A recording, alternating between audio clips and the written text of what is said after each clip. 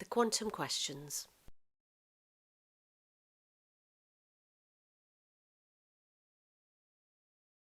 So I'd like to introduce Gregory Garrett, who is one of the co-founders of the Quantum Questions. He's going to be doing a presentation on how we can connect to our soul more, how we can connect to our higher self. Really crucial subject. And also it is such a beautiful, beautiful area. So Gregory's background is originally in property development. He was very successful in this area. But in more recent years, he has become a presenter for the Quantum Questions, presenting in the Who Am I series and How to Live a Good Life. He also runs a weekly meditation class and is very devoted to his personal spiritual practice. So it's with great pleasure that we have him to do this presentation. So welcome, Greg. It's a really fascinating topic. There we go. It's actually so fascinating that it's one of the most searched terms on Google.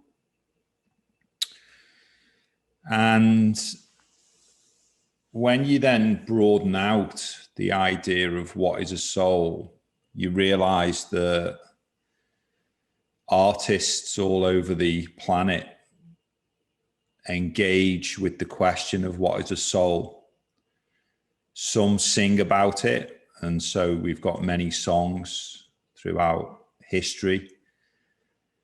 Some poets write about it, and so we've got lots of magnificent poetry.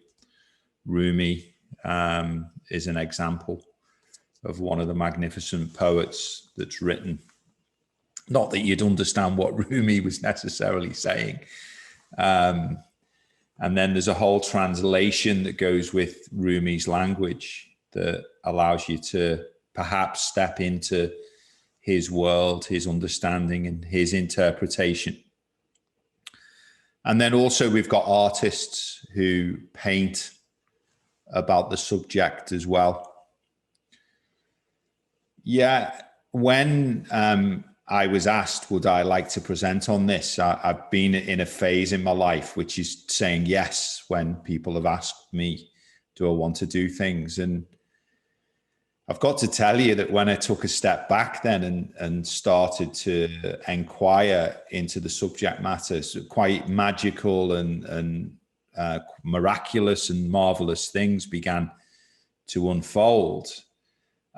Because I'm like, wow, where do I go with this as a subject? And then when you come across the fact that it's the thing that can't really be spoken of, it sort of puts you in a place of wanting to start with maybe an apology, although that probably wouldn't be very soul-like. So I just want to share with you that as a musician sings about it in their own way, and an artist paints about it in their own way, and a poet describes in their own way. So my presentation is approaching what is a soul from my current perspective. And I don't know whether you'll see me as an artist or a musician or a poet, or maybe none of those at all. But what is a soul takes us to this place of there being a deeper reality. And you can start from a place maybe of considering that we're a spark of self-awareness. Perhaps a spark that arose from within the darkness. And as this spark of self-awareness, we failed yet as a species to completely explain the origin of where we actually come from as human beings. There's many different theories. It's like, how do we know who we are? And we do that with our self-awareness. And then from that spark, we can sort of consider that there's an accumulation of energies around us. And then these energies inside of this universe begin to support us and maintain us. The ancients said that there were 36 particular energies that come into place to support the spark and the accumulation of matter around the spark, which creates this form called the human beings. Some of those energies we may be familiar with, and just to give you one, which would be, gravity as an example.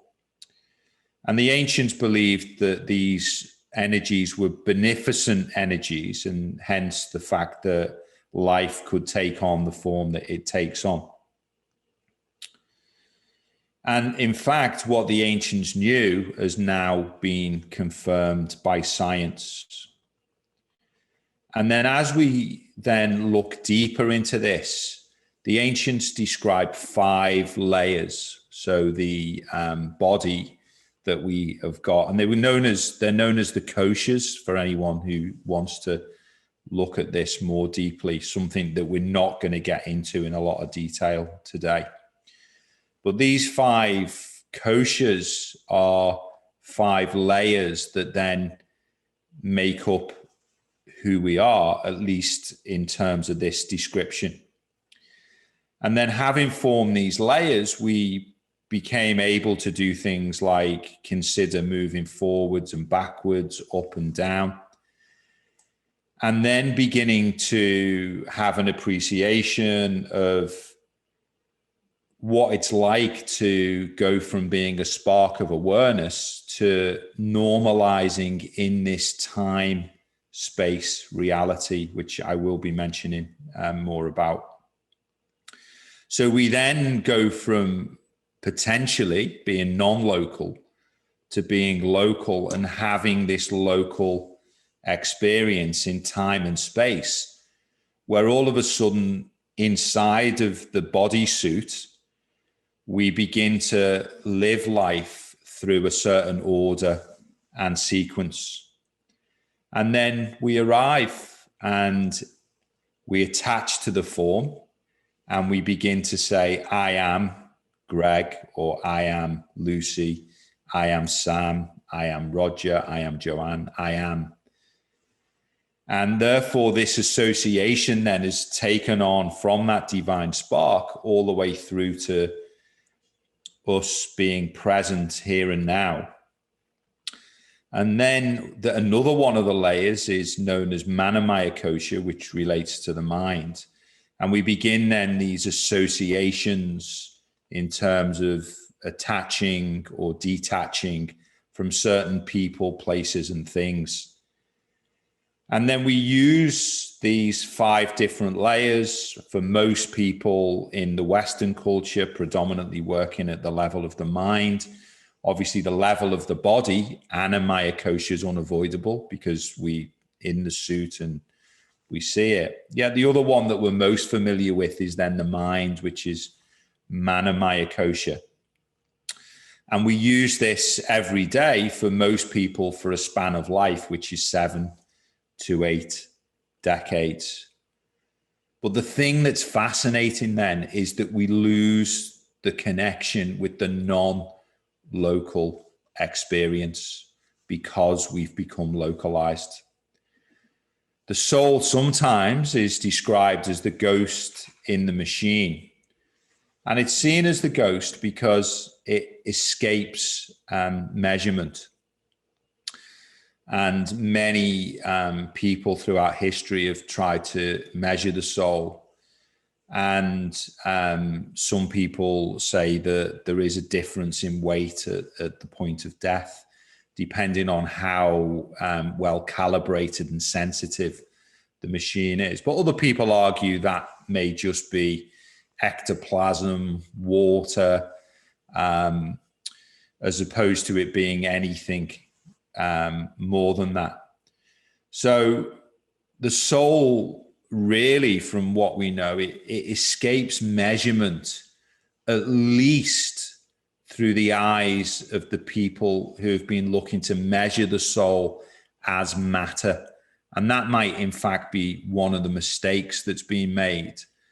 The soul has really only been come at from this particular direction. And there was a king in ancient times, I think his name was Biasi, and he attempted to measure the soul, and he used people for his experiments. And again, he was someone that relied on the measurement aspect.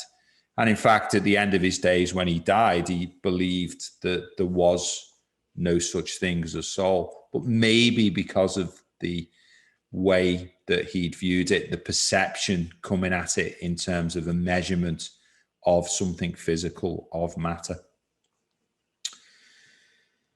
So to find the soul, I just thought I'd bring a little bit of humor at times, which is an attribute of the soul, humor. So if you find you enjoy laughter, and then it's a good sign that you are connecting at times with the soul. But we're going deeper here into this reality.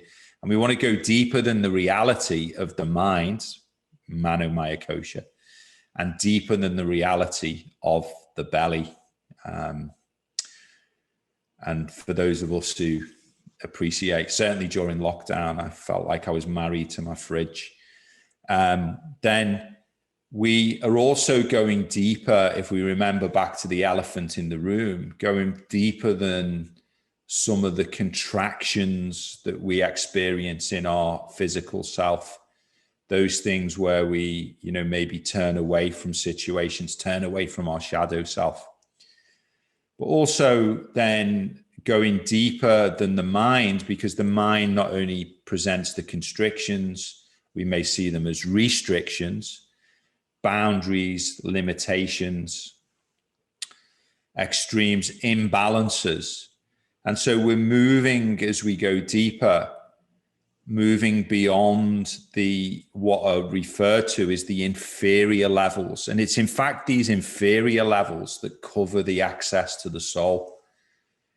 So Lucy, Sam, and I have been talking recently about this idea that, being buried, and the soul, which wasn't the language we were using, but the soul being buried underneath this gross level. And so Ram Dass, who may be known to some of you, talks about removing the dust, the debris, and the blockages, being able to move everything that is covering the soul or preventing us from accessing the soul. So for a lot of people, we spend a lifetime trying to actually fix the world around us. And then if we're not fixing the world around us, we can often find ourselves sat maybe in the chair of a psychoanalyst or a therapist or a coach, all of whom who are working at the level of the mind.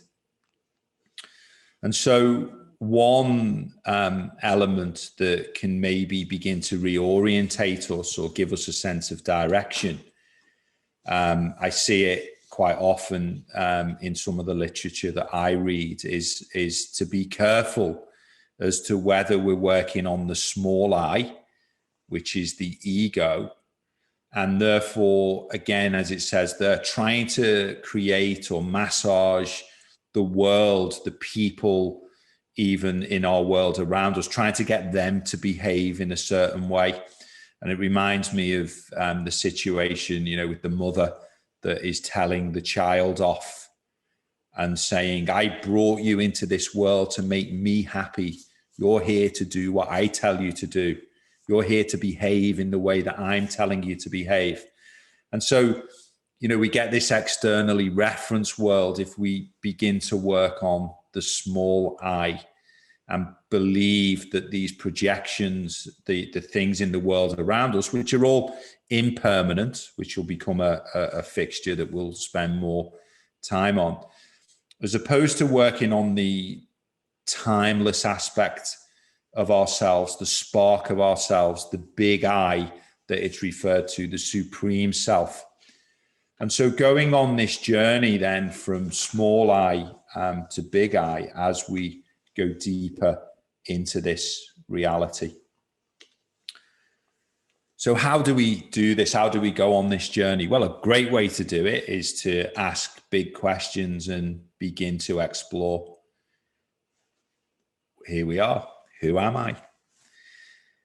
Here we are again. What is a soul? And so as we ask these bigger questions, we can begin to move beyond the distractions and the contractions, but also move beyond the distractions and the entertainment, move beyond the people, places, and things whereby we begin to consider we're wasting our time, or we begin to move beyond certain situations because we recognize, in fact, do you know what? I've spent enough of my life in avoidance.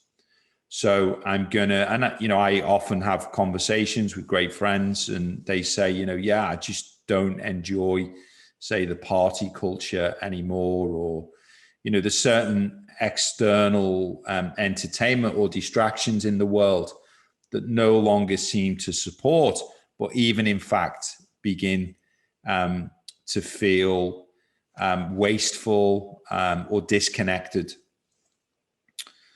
So we can look at, which we mentioned before, how has research tried to prove the existence of the soul? And I'm going to go on to give you some metaphors in a minute, which I think is a great way of allowing us to begin to look at this deeper reality for those of you that maybe haven't looked deeply at it before. And then, as opposed to looking at the measurements, what I want to do is look at how does the soul connection work. And again, I'm just going to give you, from my point of view, what my own experiences are, and perhaps just start to stir you a little bit more as you inquire more deeply. So we're considering the energetics of the human being. We're starting from this spark of self-awareness, a spark of bright light. Think of it as being completely free and self-aware, using that as a reference point or as an origin, but also considering it from the point of view that we maybe still won't be able to explain it fully. Some people have tried to explain what is a soul from near-death experiences or out-of-body experiences. If you want to look at the area of astral projection, how people experience maybe being sat on a chair, but then all of a sudden having an experience of themselves being projected out of the bodysuit, and then seeing themselves in another position, or in fact in multiple positions simultaneously. I have in fact had that experience on a number of occasions. It wasn't the most pleasant experience the first few times it happened, waking up and actually physically experiencing myself outside of my body, but that is for another day. So we're considered at the level of the soul independent of this machinery, independent of the physical body, and when we consider the physical body then, and why is the body so attached? Well, it's because of these divine senses that we've got, touch and taste and smell, all of and sight, and, this divine connection that we've got, which keeps us so engaged and delighted in this interaction that we can have with the material world. We have arrived at a point, though, where quantum physics laughs at the confinement that we've created inside of the body between these two events of birth and death.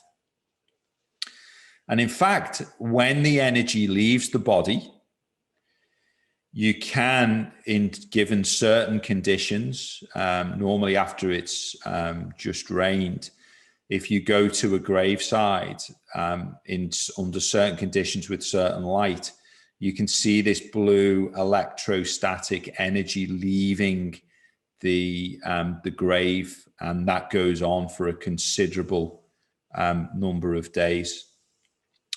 The Russians got ahead of themselves in the 60s, and they decided that they'd play with the whole idea of the human being and see if they could intervene and manipulate. And through their genetic mutations and genetic research, they managed to create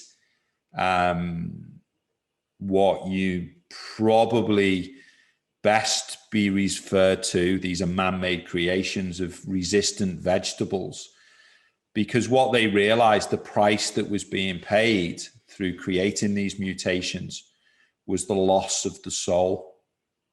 And, you know, maybe that's a word of warning in terms of actually playing with something that hopefully we can go on to discover a lot more about the perfection. So the price that was paid by the Russians was the loss of the soul.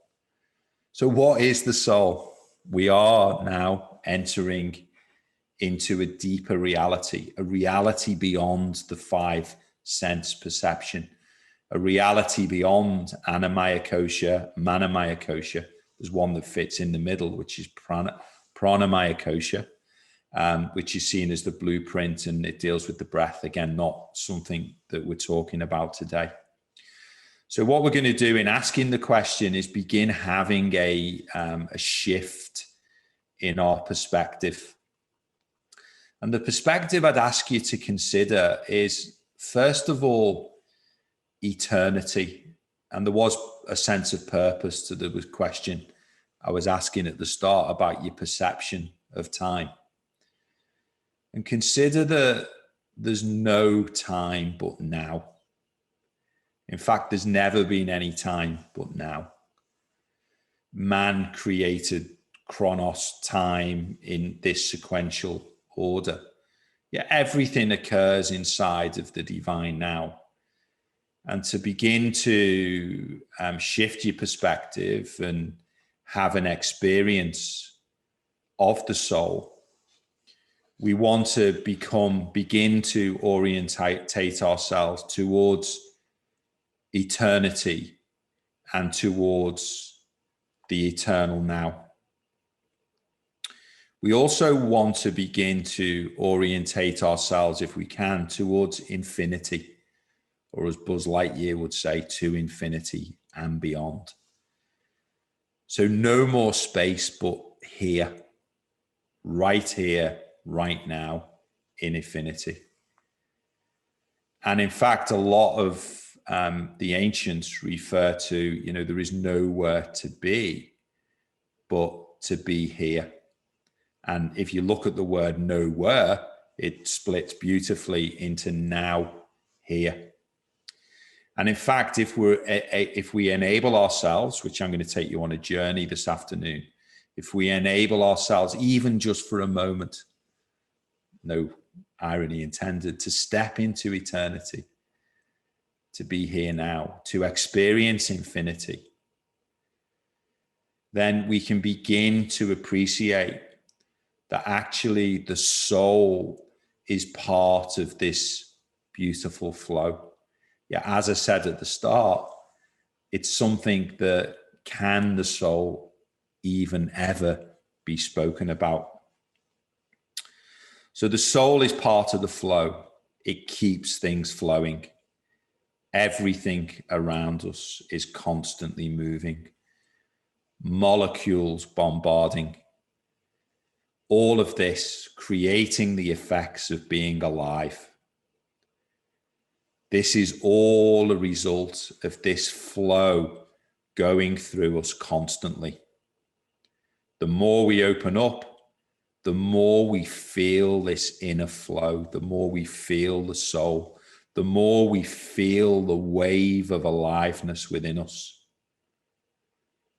The more we isolate, the more we feel flat, not alive. The more we isolate, the less and less alive we become. We become disconnected from the soul. The filters get clogged up, the aspiration and the energies subside, and in some cases, they disappear.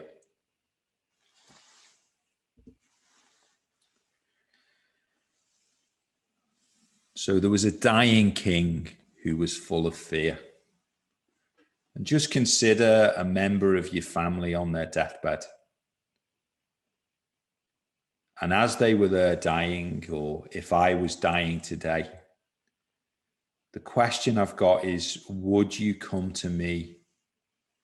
Would you come with me in that moment of my passing to the afterlife? So there was the dying king full of fear. And he had 4 wives. And he called his most recent wife, the one that he'd recently married, forward. And he asked her the question, I'm dying. Will you come with me to the afterlife? To which she answered, my king, full of sincerity, love, and compassion. No, I can't come with you to the afterlife.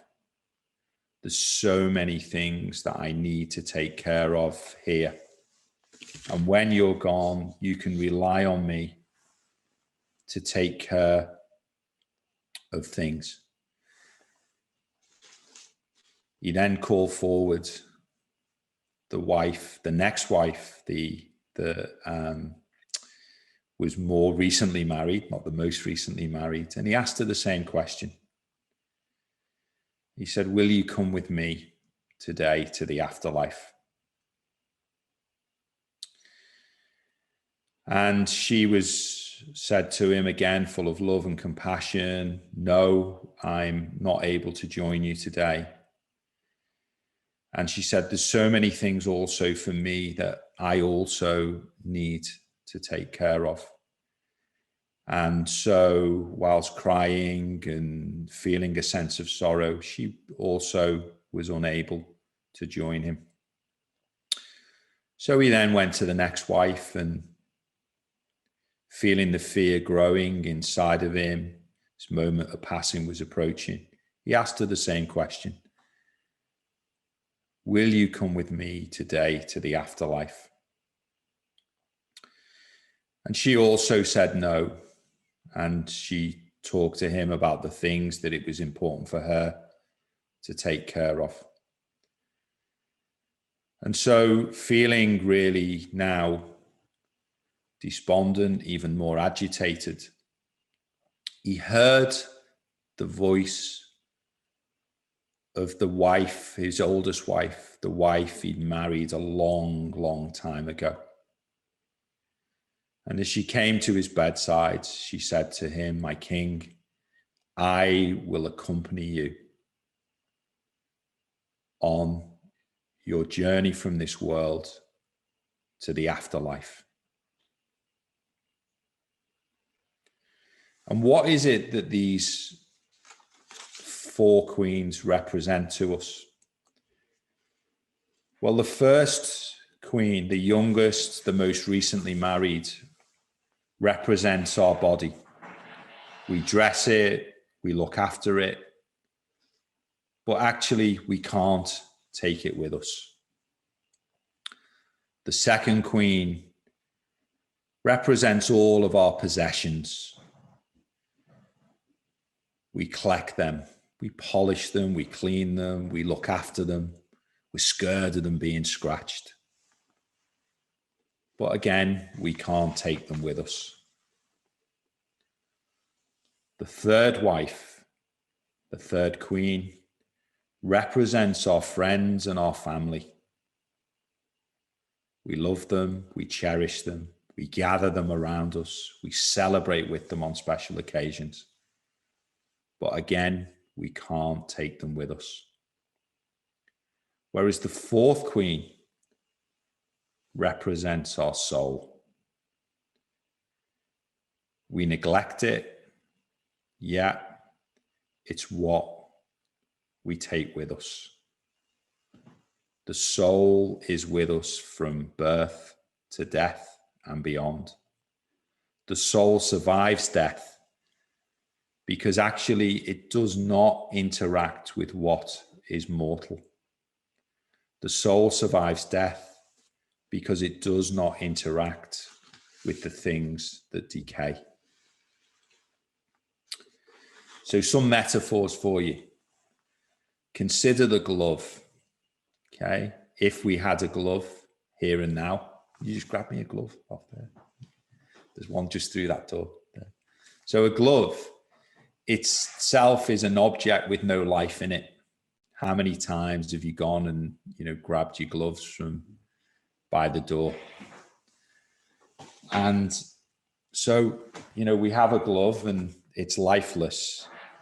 Until what? Until we put that spark of life inside of it, and then the glove comes to life. It can begin to move. Consider the ghost in the machine. What is it, in fact, that the soul is like? How is it that the soul connects? But then once again, when the hand's removed, the glove just returns to this particular worldly state. And now consider the radio set. Whether the radio set is off or the radio set is on, it weighs exactly the same. But the radio set in the same way as ourselves with the soul is what animates us. It's what brings us to life. When the soul's present, the music plays. Yet the machine, the body temple, it weighs exactly the same, whether the soul's present or whether it isn't present. So the soul brings about this animation. We can actually hear and we can see the effects. Yet when it's off, it's gone.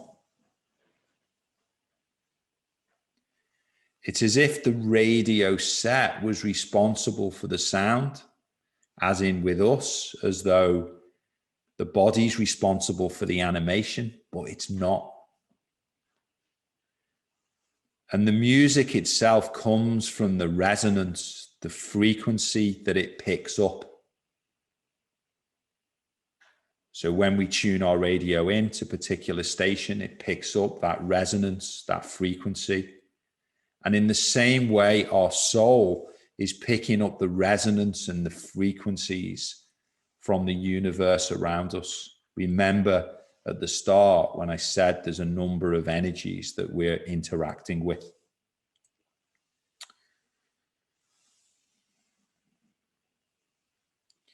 So the question is what are the frequencies that we've attuned ourselves to?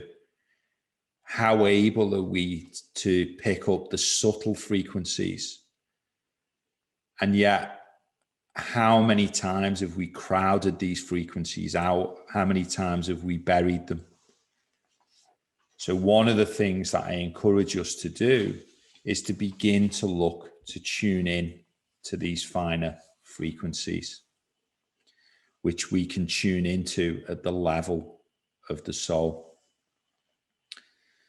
So think about watching a movie and think about how absorbed we can often become when watching a movie. In fact, you could be watching a movie about cowboys and Indians, and you become so engrossed that you pick a side.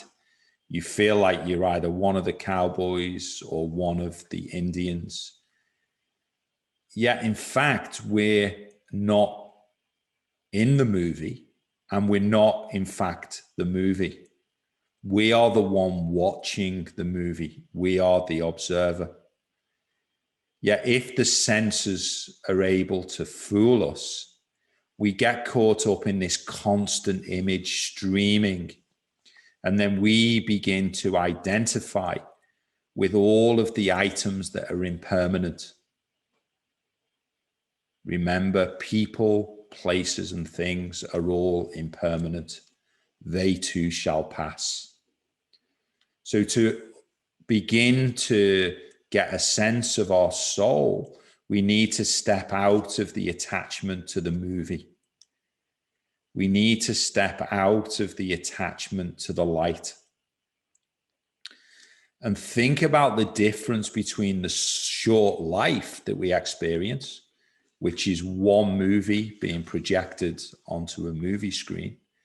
And for those of you then that step into your timelessness, your immortality, you begin to realize that you're in fact many movies, not just this one movie that's occurring right now. The movie will finish, but remember, the screen will still be there. So our journey to the soul is about us beginning to establish ourselves in what in fact is permanent, and not establishing ourselves in what is temporary. What is permanent is us as the observer, the you that has been present from birth, that will be present all the way until this particular movie concludes. So we begin to, when we connect at the level of the soul, we connect with these finer distinctions, and we can begin to tune in then to our soul purpose, our godly attributes that have been there all the time, will always be there all the time, and will always be full on from the moment we're born to the moment we die, containing the same power. Whereas money is always changing, it's temporary. Love of someone else is always changing and will pass, it's temporary. And so what I'm saying to you at the level of the soul, if we begin to journey into this relationship, we begin to be able to observe what is temporary and what is permanent. And we then begin to play by a different set of rules. Some people consider it, well, won't it be boring? Actually, no, it becomes far more interesting and far more exciting. Yeah, it's something that I'm going to allow you to choose to discover. So you believe you are the movie, but you're not. You're the observer of the movie. We've identified through the senses with the animation. We identify with each frame of the story, and we create a belief around it. Yet when we're able to get back in touch with the witness and we're able to detach, we begin to experience the multi-dimensional aspect of ourselves. In fact, we can move from one cinema to the next. We can go and speak, if we want to the projectionist. We're not stuck in the movie itself.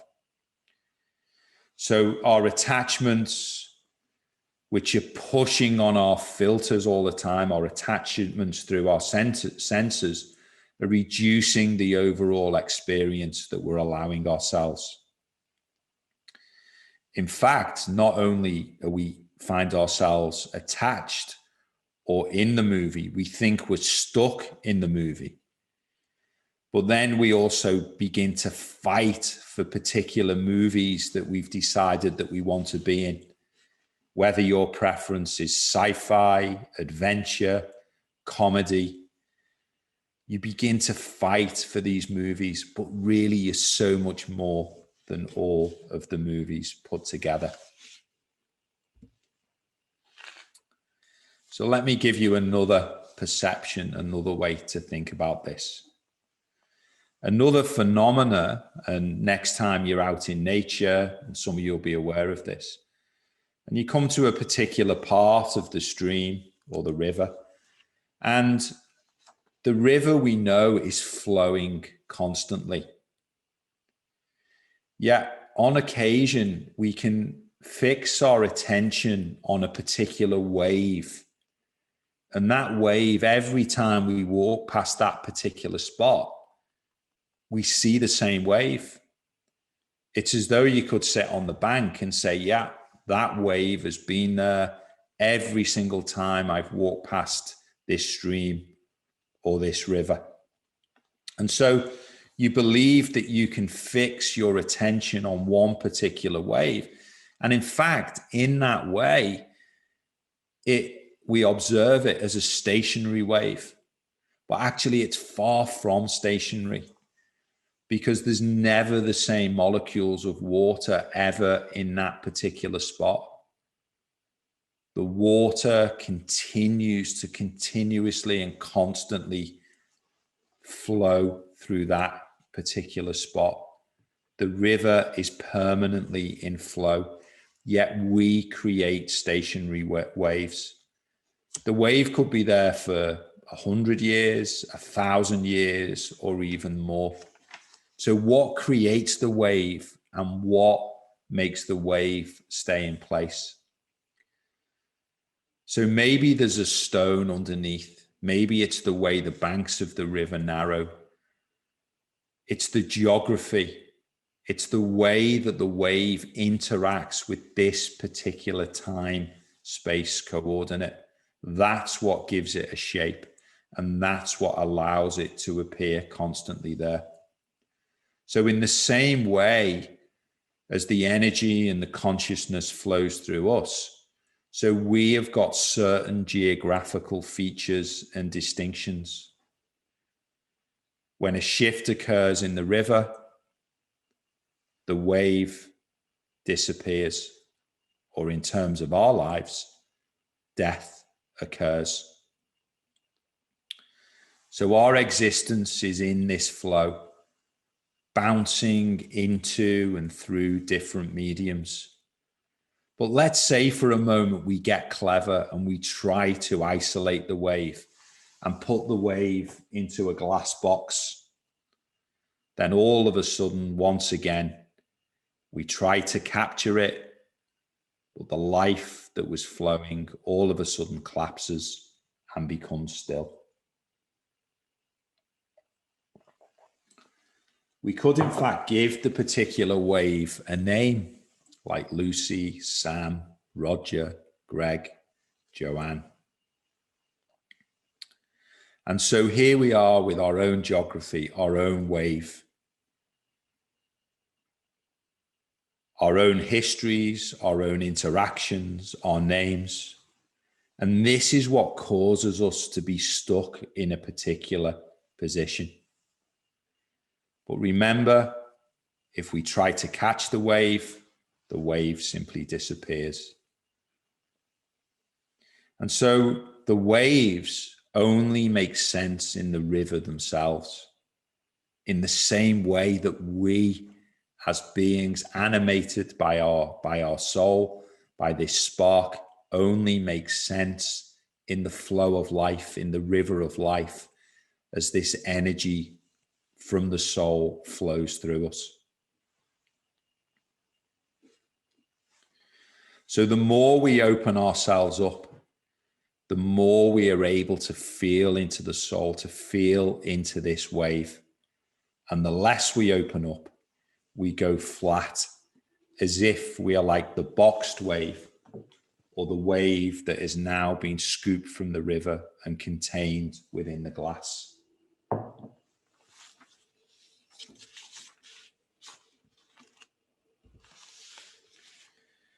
So our souls and alignment.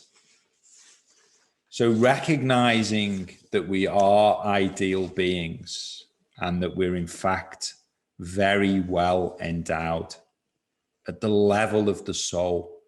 It's all of this innate untapped potential that resides inside of us. The joy that has been buried under the attachments that we have to the movies that we participate in. So inside of moments of self-awareness, we in fact re-actualize ourselves. We re-enliven ourselves. We allow the spark.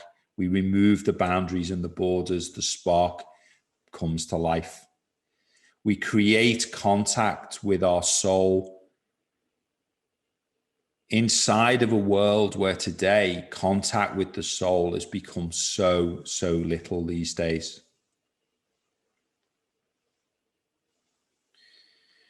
When we do this, we begin to live up to and we begin to live out our principles that are contained deeply there inside of us in the soul.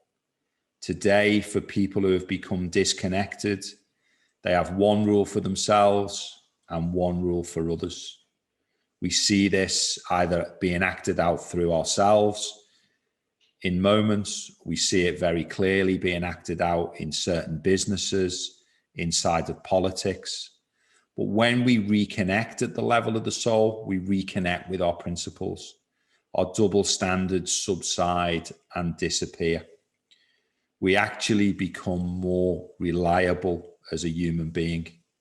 We become reliable in terms of our thoughts, our words, and our deeds when we allow ourselves to connect at the level of the soul. We begin to use more of that latent potential that has been measured by quantum physicists, that has been measured by ancient sages and gurus, and we're only in fact using, most of us, 3 to 5% of our capability. So when we do connect, we become a being that is able to not only create coherence, we create alignment, we create congruence, and we create balance in ourselves as we live from the level of the soul. The concern is that if we don't go on the journey to the soul, that we can in fact move backwards from this 3 to 5%, which is considered to be the minimum for us to stay alive. If we stay at the level of 3 to 5%, we just continue to live out our existence from the level of the mind and the level of the belly. So beware double standards. Beware having 2 sets of values, which is representing, if you're looking for signposts, a lack of access to the soul. When we access the soul, we actually begin to step into a space in which we become infallible. We're not capable of making mistakes at that level because we've reconnected with the infinite spark, with our inner compass. We become this coherent, aligned person. We know what to do and we know how to act.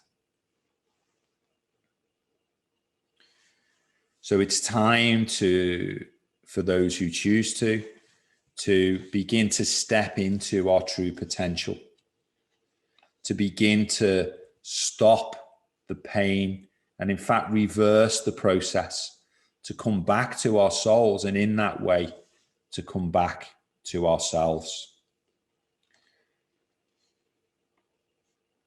So the soul awakening, recognizing the pain that we've experienced when we have been disconnected,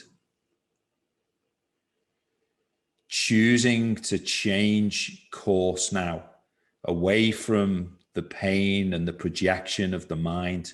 Remember, the mind is the only instrument that we possess that can project pain into a tomorrow that has never even been experienced yet. The mind is the machine that constantly brings with it the punishment of our pasts, Whereas when we connect to the soul, we connect to the now, we bring ourselves into the present. So if we're able to do this, we're able to allow us to course correct, and we course correct ourselves by building the relationship with the soul, with the divine spark. We can bring awareness, therefore, away from the mind, away from the senses, away from the movie outside, and we turn the attention inward. We bring our awareness inward to the heart, first of all, and then into the soul, which is where the soul resides, in the heart. And then as we do that, we begin to understand our reactions very clearly to things. We understand them much more quickly and clearly when things are going astray outside of us and around us. We reconnect. We stop this disconnection. And what is it we're reconnecting to? We're reconnecting to higher energetic levels, as opposed to connecting to these gross levels that we've experienced for most of us, for most part throughout our lives. So by becoming self-aware and aware at the level of the soul, we also become free. We become free in a way that nobody can any longer influence us in a negative way, because we become connected to that which is permanent. We begin to live in the world of the soul, and no one can touch the soul. And this is the inner freedom that the likes of Viktor Frankl talked about in the concentration camps in when he was there, and you can read about that in the play, Man's Search for Meaning. So we reactualize our deep values. We uncover them, we polish them, we shine them, we bring them back to life by connecting with the soul. We become a person that's in touch, a person who understands and acts accordingly. As Advaita sometimes says, we could be like the movie Avatar if we lived up to our true capability and potential. We have the tools, we have all the resonances and frequencies available to us, but we simply do not use them. The heart, the soul, our intuition, and many other aspects of us are unused and untouched. So the journey to the soul is beyond. It's a journey beyond the inferior levels of our being. And it's the inferior levels that have been covering the soul. It's the inferior levels that, if we remove them, gives us access to the soul. When we do this, we stop the erratic functioning of the mind, because we learn how to control and use the mind as the magical tool which it is. It's about removing the pauper and putting the queen or the king back on the throne. It's about putting the soul back on the throne. And the mind's tired anyway. It wants to be taken from the throne. And we can do this by, first of all, practicing concentration and focus. So we're no longer erratic. We're able to focus inwardly, focus into our being, into the heart and into the soul. And in focusing, we begin to allow the beauty and the gifts and the magic to unfold. We then are able to put our emphasis on these more intense inward experiences.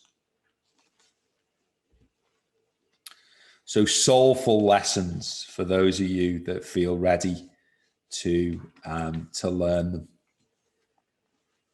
Bringing your awareness is the important thing that we need to do, first of all. And once we've learned to control the awareness through focus and learn to bring the focus and the awareness into the heart and into the soul, then everything that you've been interfering with historically by engaging with the mind no longer needs to repeat. So maybe it's you're the same person with a new partner, but all the same mistakes and problems occur. Once we learn the lesson that we're being asked to learn, we learn it because we step aside, we stop interfering, we take the lesson on board, and then these things no longer need to repeat. Maybe they're lessons that we're getting in our relationships. Maybe they're lessons that we're getting in business. Maybe they're lessons that we're getting in our relationship with ourselves, in the way our mind works, our heart works, and our soul works. But soulful lessons are being given to us as a really, really effective way to allow us to upgrade, to move beyond. And one thing that we can be sure is that inside of these soulful lessons, nobody ever misses a lesson. The lessons will simply repeat until you get them. And we can step back for a moment and enjoy the majesty and the significance of this simple yet effective way that the soul teaches us and gives us these experiences. So in the words of Ram Dass, who is there in the image for you to see, he used the magical word, be here now. When we enter the now, we connect with the soul. Be in the flow. When we allow ourselves to be in the flow, we can not only experience the small I, we can experience the big I. When we're in the flow, we can go downstream as far as we want. We can also go back upstream if we choose to. So in being here now, we learn to just observe. We don't diminish the experiences that we're having. For example, if I said to you, can you imagine a rose? The easy answer is yes. Yeah, if I hold a rose up and say, do you know what this is? We label it and we say, yeah, that's a rose. But actually, when we take hold of it, we begin to feel textures. We see shades, hues, colors. We begin to notice that some of it's smooth, some of it's sharp. We begin to engage with the petals, the smell. And so when we become just the observer, we remove the label that limits the experience. We allow ourselves to be here now, inside of infinity and eternity, in our experience of the beauty that the mind diminished to the label of the rose. So in being here now, we move ourselves into the soul and we become a being which is beyond time and beyond space. So do not be afraid. And at the level of soul, the idea of being afraid disappears. Do not be afraid, or do not be surprised, because again, as Advaita likes to say, the creator is never surprised by anything that you do. And in fact, not surprised, because at the level of the experience, at the level of the soul, inside of our infinite experience, we created all of it. The only ones that are surprised are us when we experience it through our limited sense filters. In fact, we created the medicine to cure all of our own problems. And so now I'm drawing it to a close, but just to give us one final experience of that which cannot be spoken of, by just asking you to consider the perception of the power of now. And your goal to experience that is to observe the observer. What does that mean? Maybe you can, for a moment, just allow your awareness to just rise up as though it was above you. Become aware of the you being sat there. And not only become aware of the you being sat there, become aware of the you being sat there observing the screen in front of you. Become aware of the you in the context of the room that you sat in. And this is you now shifting your perception, going beyond the limitations that are caused by the senses. So we go beyond the blocks in order to experience the now. We don't just identify with the single wave that appears to be constant but is ever changing. We become aware of the entire river. We see upriver and downriver. And in this way, as we move beyond the senses and towards our relationship with our soul, we begin to know ourselves more fully. And so the message to you